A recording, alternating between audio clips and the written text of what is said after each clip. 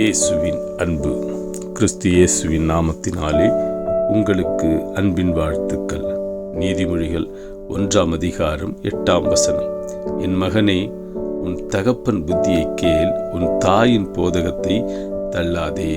பிரியமானவர்களே, வேதம் சொல்லுகிறது, பிள்ளைகள் முதலாவது பெற்றோர்களுக்கு கீழ்ப்படிய வேண்டும்.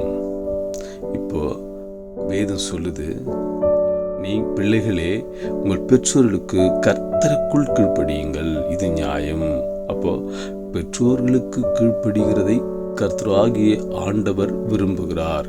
நீங்க பெற்றோர்களுக்கு கீழ்ப்படுகிற பிள்ளைகளை கர்த்தர் கனம் பண்ணுகிறார், அவர்களை உயர்த்துகிறார். முதலாவது மேன்மைக்கு உண்டானது தாழ்மை. நம்ம தாழ்மையோடு கூட பெற்றோர்களை கனம் பண்ணும்போது அது கர்த்தரை கனம் பண்ணுகிறதற்கு சமம். கர்த்தர் உங்களை பார்க்கிறார், உங்களை ஆசீர்வதிப்பார். இப்போ காண்கிற உலக தகப்பனாகிய அவர்களை நீங்கள் கனம் பண்ணாமல் காணாத இயேசு கிறிஸ்துவையும் கர்த்தரையும் எப்படி கனம் பண்ண முடியும், விசுவாசிக்க முடியும்? அப்போ கர்த்தர் யாரெல்லாம் கீழ்ப்படிந்து பெற்றோர்களை கனம் பண்ணுகிறீர்களோ அவர்களையெல்லாம் கர்த்தர் ஆசீர்வதிக்கிறார். அப்போது தகப்பன் இந்த உலகத்தில் அநேக அனுபவங்களை பெற்றிருக்கிறார்.